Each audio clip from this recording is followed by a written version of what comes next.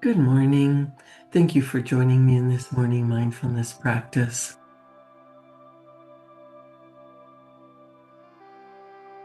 Do you wish for more money, more prosperity, more abundance in your life? Well, I heard about the book Think and Grow Rich, and it's a book written by Napoleon Hill that has been read by thousands of people, maybe hundreds of thousands of people. So many have read Think and Grow Rich, but they never got rich. And it's a very groundbreaking book. It's inspiring, and it's had a profound effect on a lot of people's lives. But the most important thing about that book, Think and Grow Rich, he doesn't really talk about money. Napoleon Hill talks about all kinds of topics, stories, examples, and exercises. And it might seem strange for a book about growing rich to not talk about money, but there's another one called You Too Can Be Prosperous by Robert Russell, and that book doesn't have anything to do with money at all. One of the keys to creating wealth for yourself is to understand that money is not the goal. Money is not the goal.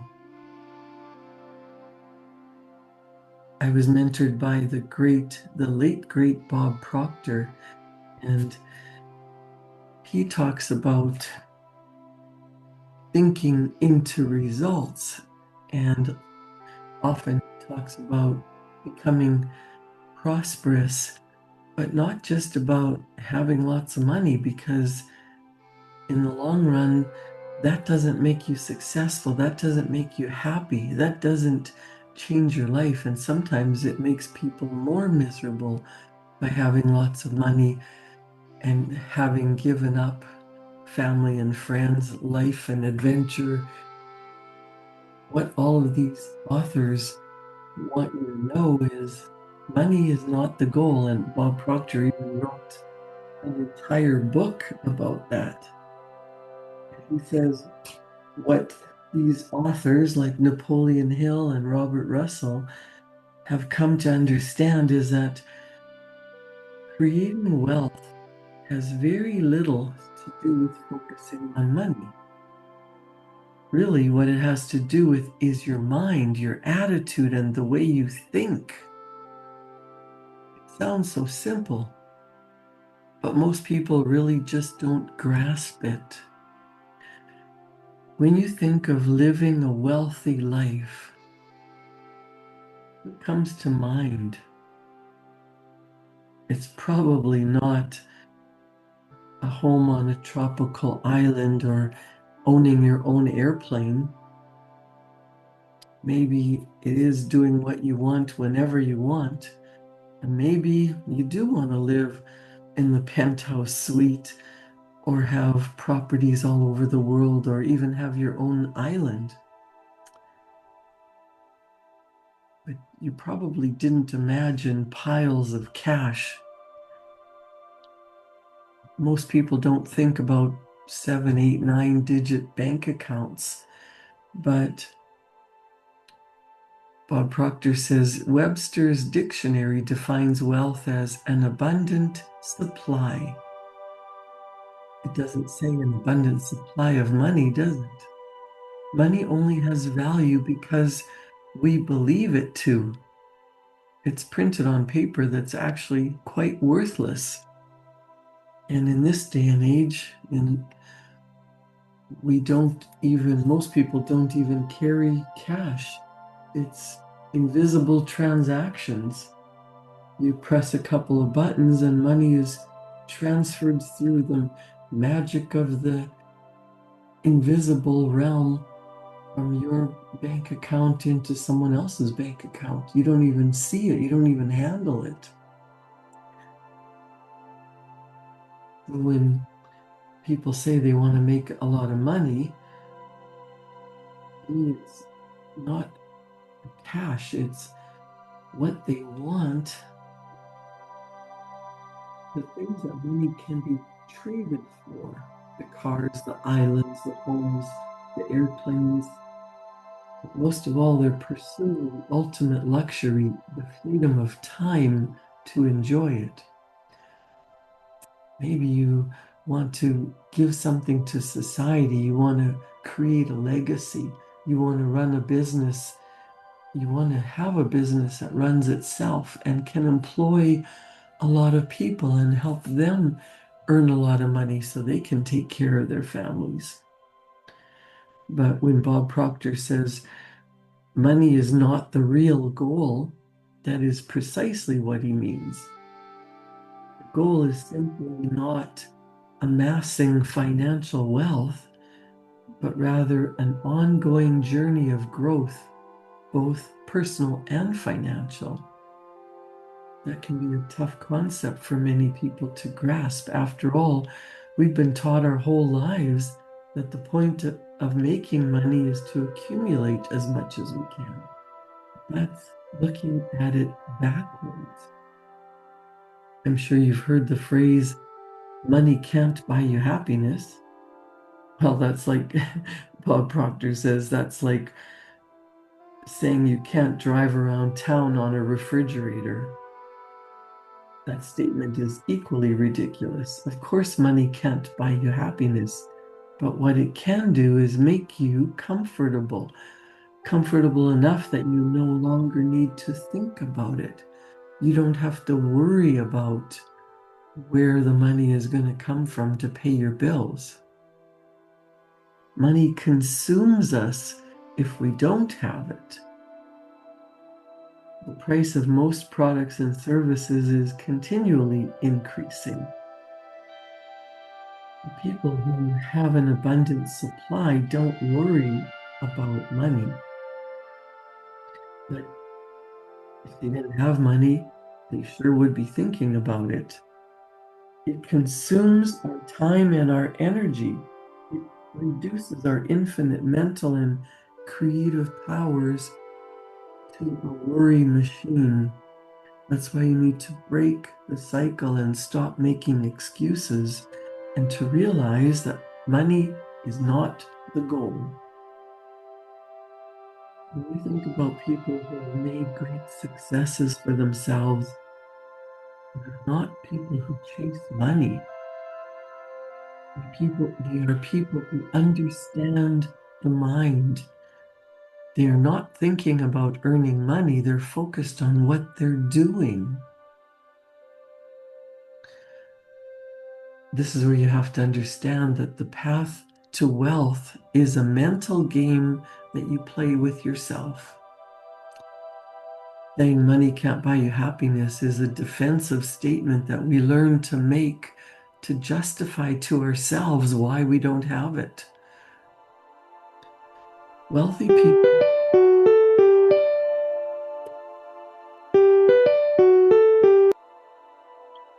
people already understand that it's not about the money. They know it's not a goal unto itself. That's why you see them using money as a commodity of exchange rather than hoarding it. So many people have a hard time understanding this, but we have been programmed to think money is the end goal. It's also why it doesn't come easily, and many people become defensive and make excuses.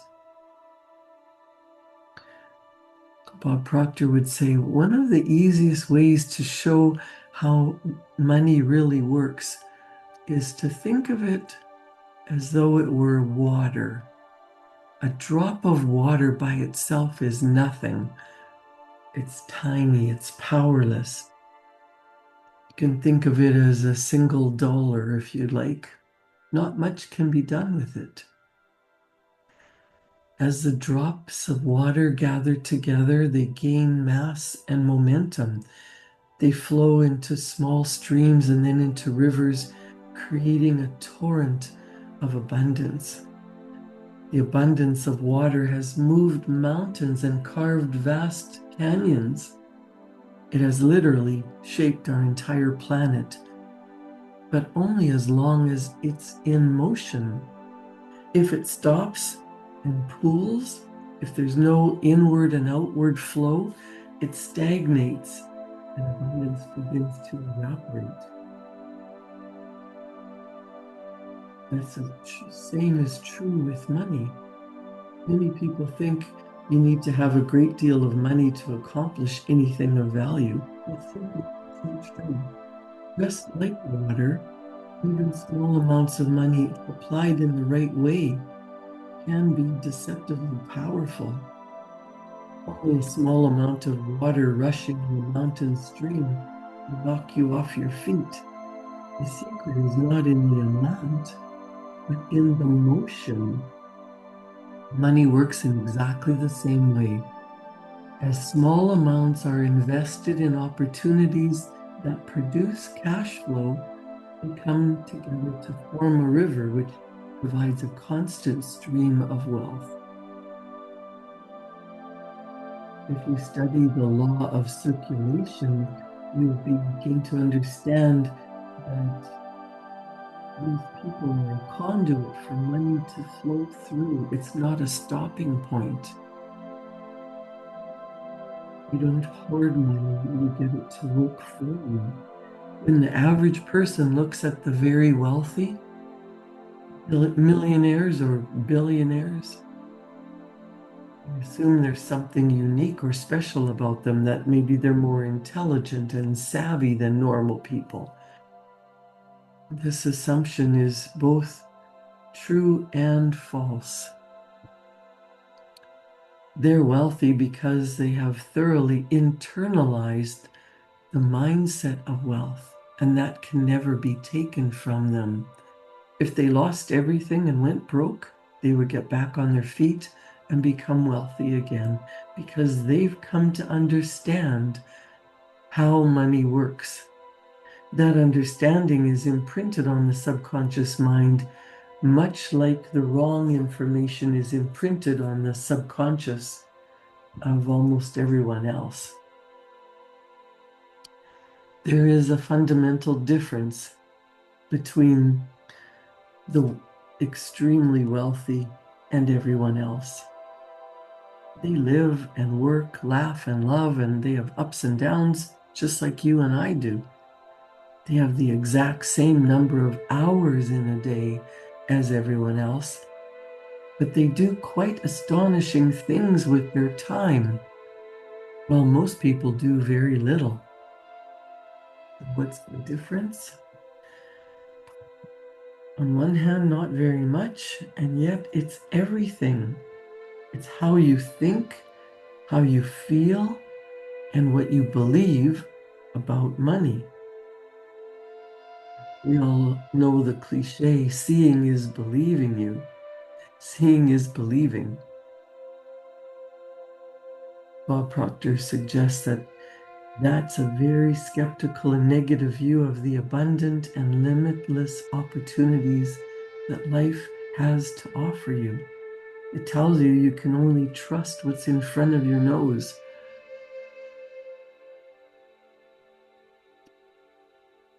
Think about the limitless powers of your imagination. You have infinite power to hook up to your intuition and to your creative self.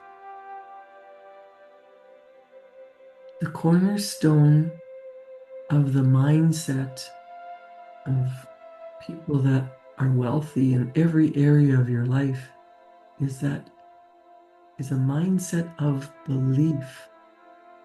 It's said that wealthy people attract wealth. I know this to be true, but how do they do it?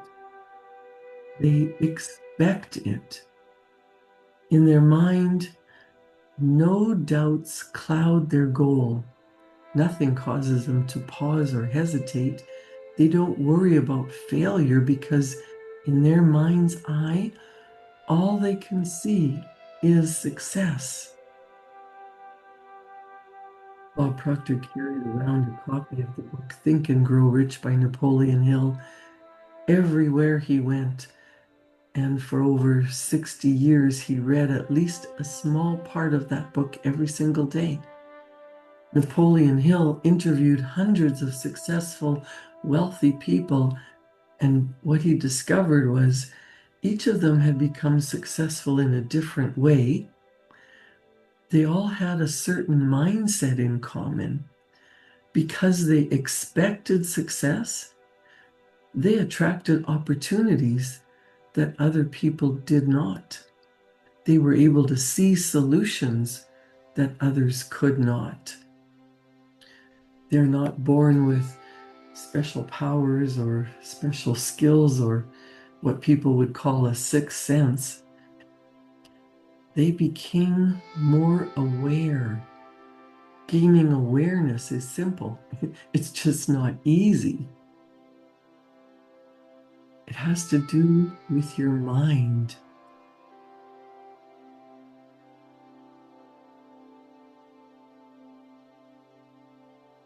School doesn't teach us how to earn money. We learn how to count it. We learn how to make balance sheets and graphs and charts.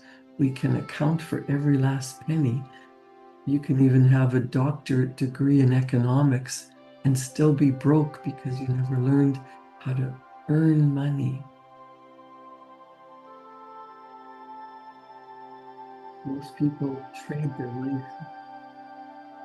for money and work hard.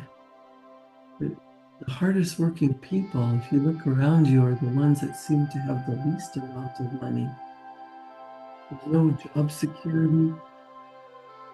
We've even gone through periods of global economic loss and things like the pandemic.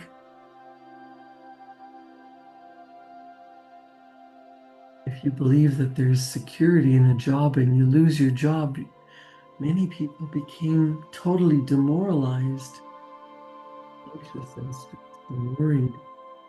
This comes back to being aware of who we are and changing our programming, changing the way we think about life, the way we think about wealth.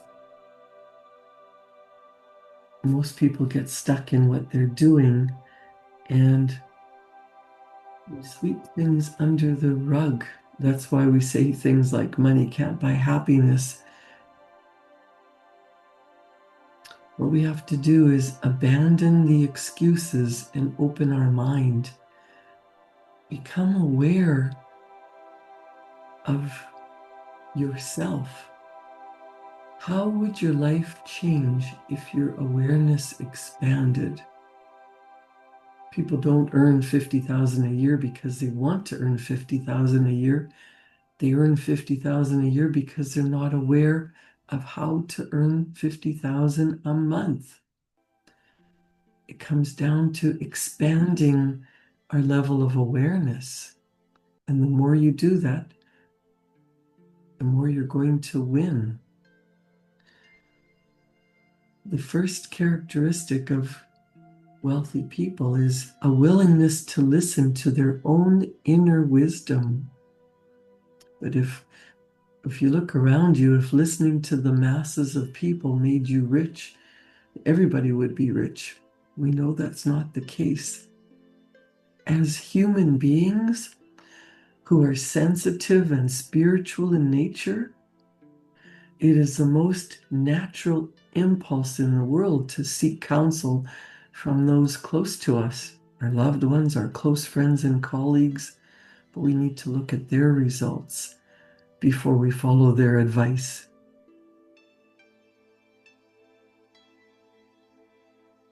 The truth is, you have the ability to create a unique path to fabulous wealth, to trust yourself and seek out those who have traveled the path to help guide you on your journey.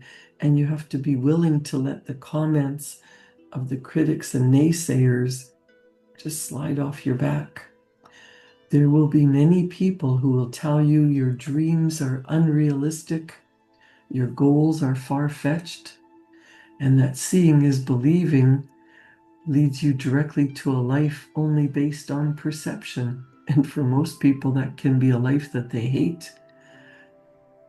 Make a promise to yourself now that you are going to listen to that still small voice inside of you, because reality is what you make it.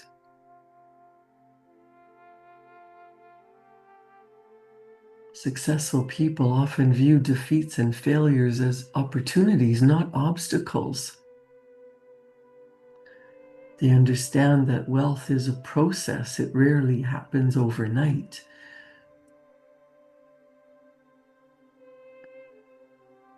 Many people who have received sudden wealth overnight, maybe through an inheritance, if they've become rich before they've developed a wealthy mindset, they stand in danger of losing that wealth forever.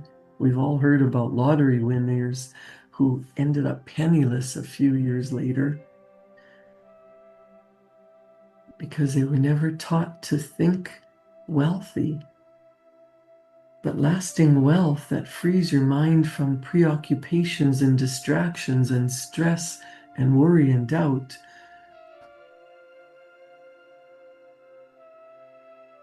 Remember at the beginning I said money is not the goal? If you have a wealthy mindset, you do what you love and you earn money doing it. It's the goal. It's not the goal. It's the result. Wealthy people know that success and responsibility go hand in hand. They don't make excuses. They take action.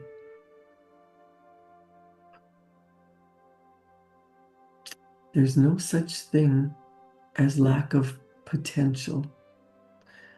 Your life will never really change until you truly and honestly believe in your potential. Believing is seeing. That's the basic truth. And you need to understand that before you can go any further. When you set a goal that there is something that you really want, you must be so in love with that goal and believing that it's possible for you. Otherwise, changing your mindset simply can't happen.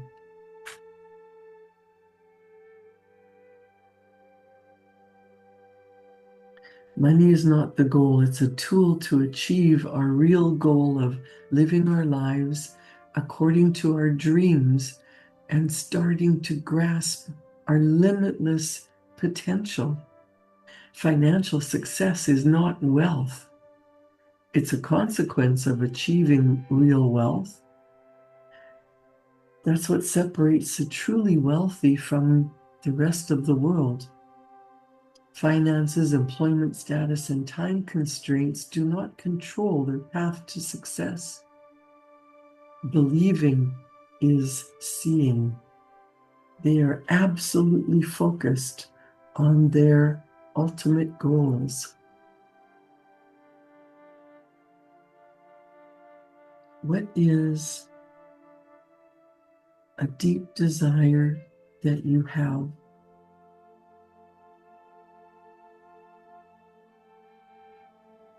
I'm sure it's not totally about having financial wealth. Maybe you would love to be loved, to have an environment where you love your work, you have control over your life, you've chosen to be where you are now. Maybe it's not, but you have the power to change that. Denying your dreams and desires is the hardest path that anyone can walk, yet so many people do it. You have to be bold and accept responsibility for creating a new future. That means you must accept that you have created your present life and you need to shift to understanding that you are responsible for the results that you have created, and that means you can create a wealthy lifestyle, you can create love in your life, you can become a person with time and money freedom. That's not to be mean or harsh, but it's important to understand in order to achieve what you want to achieve in life, you can't blame other people. It's not your fault for being programmed with a scarcity mindset. But you have the power within you to create vast wealth. You might be in a prison of perception, but you alone have the power to break free. Start to educate yourself. Opportunities are around us all the time. We need to start to gain the knowledge of how to handle opportunities or create them for ourselves.